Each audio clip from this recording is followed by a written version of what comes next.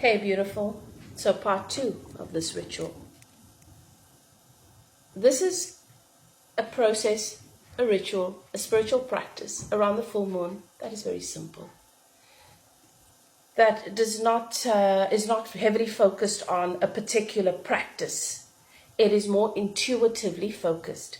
It's about learning to listen to your guidance system and using the energies of the full moon to help you to practice your psychic abilities and your intuition, so that your practice becomes organic and you are not relying on a teacher to give you a practice or a process that can sometimes become a bit generic. I'm following this step and then she says that step and then I'm supposed to do that, which keeps us up here quite a bit. And that's okay to do, but this is just a very simple way for you to not overcomplicate things. And even if you do follow a teacher's practice or a teacher's ritual, you have this foundation of embodying the energy that is being provided to you.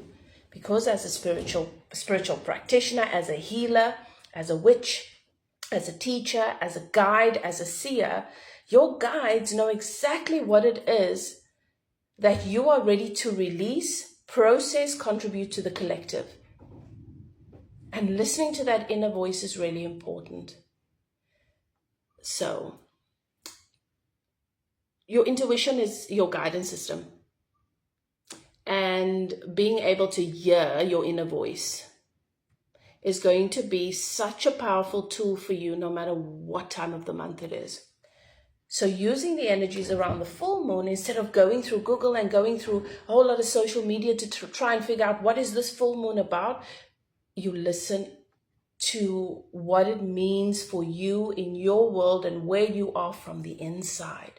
Not from here, from your inner voice, your guides, your keepers, your angel guides. And a powerful way to begin to learn to listen to that voice is with your inner child. So in part 1, I was busy with the part about the bay leaf. Go back and watch part 1 if you want to know what all of this is about from beginning to end. The video cut off. Okay. So this is the part where once you have connected to what your inner child is highlighting, how your inner child feels, what is coming up at this time, what the energies are that you are wanting to release perhaps, or wanting to process, okay? Once you know that there is a feeling of not enough, I'm not enough, inadequacy, or fear, or lack of love, there is no love, right? You can write that down, but then you will take your pen and your bay leaf and you will write not enough on your bay leaf, or you will write fear, or you will write financial blocks, or you will write emotional unavailability.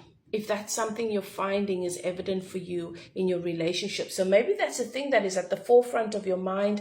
That is what you're really struggling with right now. Abandonment could be the thing that you're really struggling with. Rejection could be the thing that you're really struggling with.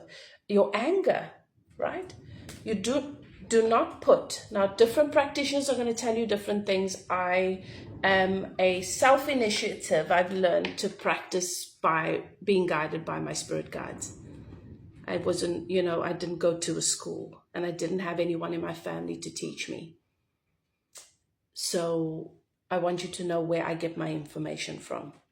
Okay, I channel source, I have worked with guides, and I have various masters coming through at different times when I'm working with clients, when I'm working with different things, showing me what to do. Okay. A bay leaf, working with bay leaf is very powerful. Some people I've seen, they use it to attract things. I've been told very, very specifically, this will repel anything. It's not for attraction. That's what I've been told. I'm not saying anyone else is wrong. I'm telling you what I've been shown. Do not put someone's name on here. That person will leave your life forever. Do not put your mother-in-law's name on here. Because remember, your mother-in-law, your husband is a part of your mother-in-law's tree. If that tree dies, so does he. Okay? You are only going to put the vibration, the feeling of whatever you feel is hindering you. So if it's shortage of money, shortage consciousness, lack, fear, violence, aggression, all right? Lust, whatever it is you feel has a hold on you, you need to release. You're being called to release. The mother wound, perhaps. But go deeper with that one. What is your inner child telling you about the relationship with mom?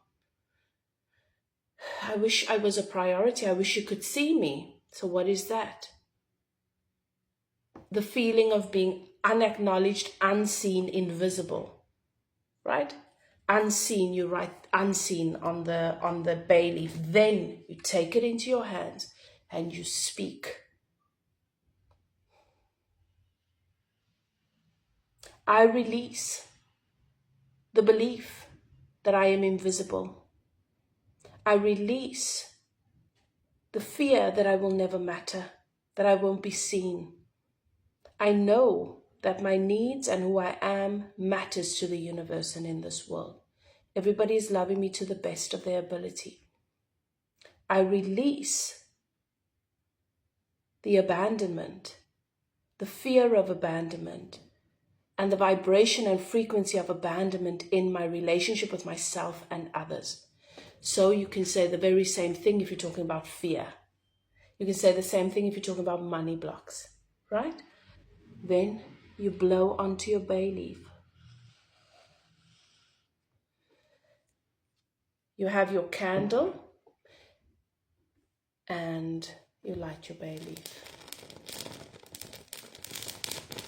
And you put it into your ashtray.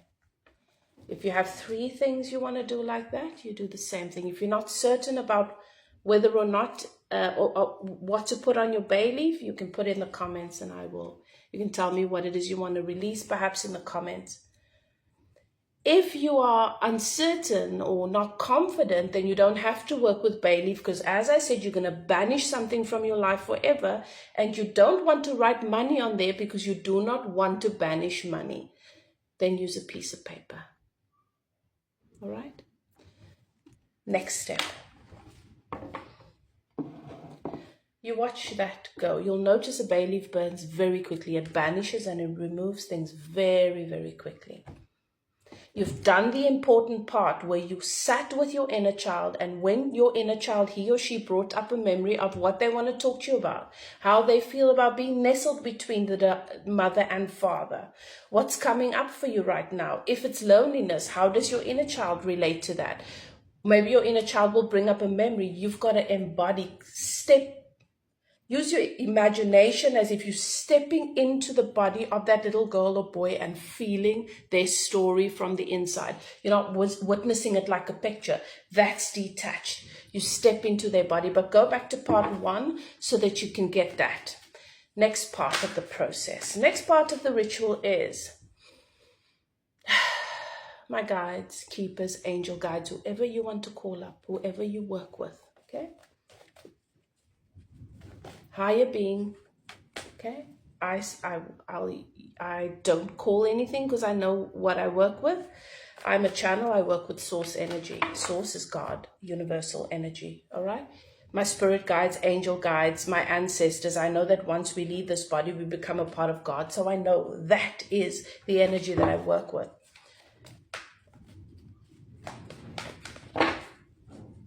Give me a card about this, right? So in my ritual, I've released perhaps not being enough, not seen, being abandoned, right? And this is the card that they've given me, the 4 of Swords. The 4 of Swords is about opening up my heart. So this is about blockage, not communicating. So it's throat chakra and being emotionally blocked.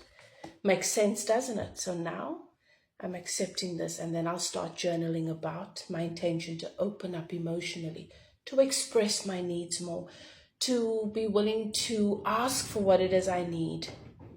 All right. I'm going to do a part 3 just so that I can go through a couple of the cards with you, or maybe I shouldn't even